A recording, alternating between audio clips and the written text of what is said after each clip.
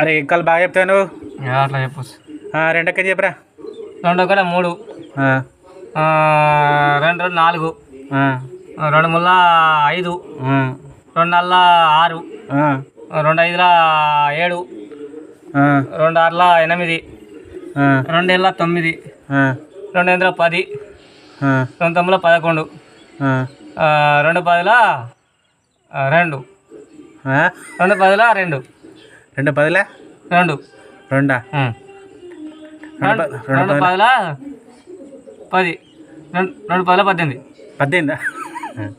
2 10 2 10 12, 2 10 12.